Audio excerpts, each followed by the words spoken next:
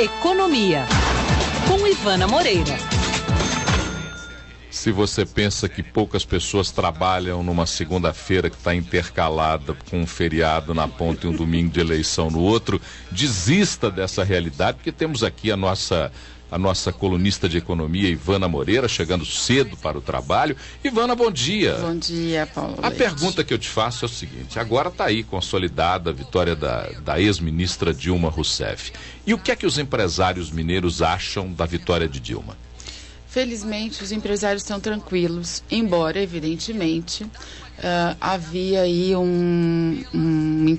uma tendência do empresariado mineiro de votação no Serra. Eu andei fazendo uma pesquisa informal com as minhas fontes, com os empresários que eu conversava, e era evidente o número maior de votos para o ex-governador de São Paulo, até por conta das relações do empresariado mineiro com a gestão tucana, com esse governo do Aécio Neves, que foi marcado muito por um entrosamento entre a iniciativa privada e a máquina pública. Mas, apesar disso, o empresariado está reagindo com muita tranquilidade, o que é um excelente sinal de que a economia mineira e a economia brasileira amadureceu. Ao contrário do que nós vimos em 2002, 2003, com a eleição do Lula, que o mercado inteiro ficou nervoso e teve uma disparada da cotação do dólar com o mercado sem saber o que aconteceria numa gestão petista. A economia hoje sobrevive a isso muito bem e tem uma certa independência do processo político. A recente queda do dólar não tem nenhuma relação com a perspectiva de vitória da Dilma Rousseff. A queda do dólar foi afetada por questões globais, por questões do câmbio que o Brasil tem que resolver, independente de quem fosse eleito, o que é uma excelente notícia, é uma comprovação de que estamos caminhando, sim, para uma consolidação da economia brasileira à altura do porte deste país. E eu queria aproveitar hoje, como todo mundo está saindo da linha e falando de política, queria sair eu também para dizer que estava te escutando e discordo de quase tudo que você disse então, hoje. Discorde, por favor, porque o discordar é perfeito. Discordo principalmente da sua irritação com o tanto que estamos enaltecendo o fato de ser a primeira mulher presidente do Brasil. Eu queria lembrar que o Brasil é um dos países mais conservadores da América Latina, provavelmente muito mais conservador do que os países vizinhos que já tiveram presidentes mulheres, e que boa parte da rejeição que a Dilma tinha era identificada no público feminino, que mesmo as mulheres no Brasil ainda têm muita dificuldade de aceitar mulheres líderes, mulheres que vão para o mercado de trabalho e disputam em condições de igualdade o espaço que antes era reservado aos homens. E eu não sou feminista, hein, Paulo Leite? Sim.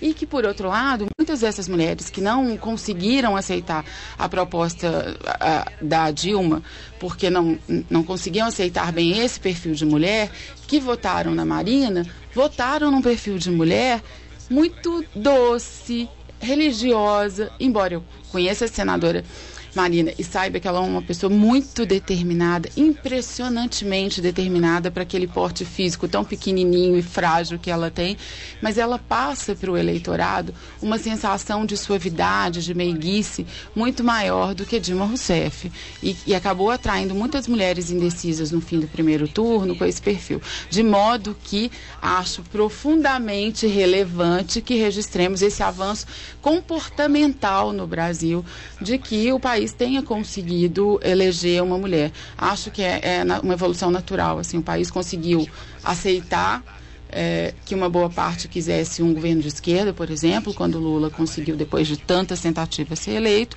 e natural que a gente tenha evoluído para aceitar a possibilidade de uma mulher ser presidente. A sua discordância é só com relação a esse ponto? Não, também discordo da discussão sobre o voto facultativo nesse momento, que é uma discussão mais profunda. Bom, mas vamos lá, é só para a gente pontuar com relação ao que você diz, e você coloca de maneira muito adequada, até porque o Antonelli me lembra aqui duas candidatas à presidência da República, e duas candidatas, né, as duas candidatas entre os três mais votados, né? Dilma Rousseff e Marina Silva.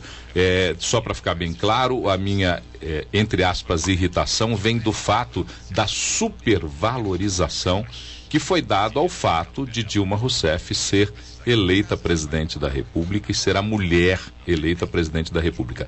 Acredito que nesse momento, logo depois da eleição, o primeiro fato é: vence a candidata ou o candidato ou o político indicado pelo presidente Lula. Esse é o primeiro ponto que tem que ser dado, porque reforça uma imagem de uma tendência de administração desse país. A mulher, é claro, tem toda a sua importância, mas é porque eu ouvi seguidamente desde ontem, estou ouvindo seguidamente desde ontem, uma insistência e eu no continuo fato de discordando de você, certo. Porque se o país não tivesse avançado na questão do comportamento, talvez a população tivesse uma resistência ao nome sugerido por Lula, mesmo sendo Lula também avaliado, porque não aceitava a candidatura de uma mulher. E isso foi muito discutido, inclusive, dentro do próprio PT, lá atrás. O próprio PT resistiu muito à indicação da Dilma Rousseff, quando começou-se a construir essa candidatura. E eu acho que, do ponto de vista da sociedade, é um fator relevante, sim. O Lula não é só o Lula conseguir eleger o seu sucessor. Esse sucessor é uma mulher, o que há algum tempo atrás não era possível pensar no Brasil. Estamos falando em políticos hoje por conta da eleição, mas se a gente observar nas empresas, voltando para a minha praia, assim, o número de mulheres presidindo grandes negócios ainda é muito pequeno, o que não significa que as mulheres tenham menos competência que os homens para liderar grandes conglomerados, mas o fato é que as mulheres ainda estão conquistando espaço e existe uma resistência natural, que é a devolução da sociedade. Só uma curiosidade: a primeira mulher eleita no Brasil, 12ª na América Latina e 17ª no mundo. E só registrando aqui a participação do ouvinte Reginaldo Soares, ele diz o seguinte: esperamos que Dilma entre para a história não apenas como a primeira mulher presidente, mas ao cumprir o maior desejo de Lula, que seu sucessor faça muito mais do que ele fez. Que Dilma Rousseff seja mais como Angela Merkel e menos como Margaret Thatcher, mais como Michelle Bachelet e menos como Cristina Kirchner. Enfim, os brasileiros não querem se arrepender do voto de confiança. Vou ficando por aqui porque não quero julgar a competência das mulheres eleitas ou não eleitas, só queria fazer um registro da relevância que é a sociedade brasileira está absorvendo a evolução das mulheres nesse país. E a sua observação é correta, até porque a nossa relação aqui profissional nos coloca você como chefia, como diretora regional de jornalismo, e eu como uma pessoa que sigo aquilo que você determina como linha de jornalismo, o que me é muito prazeroso. Agora jogou sujo, né, Paulo Leite? Não era aí. Vamos embora. Obrigada, bom dia.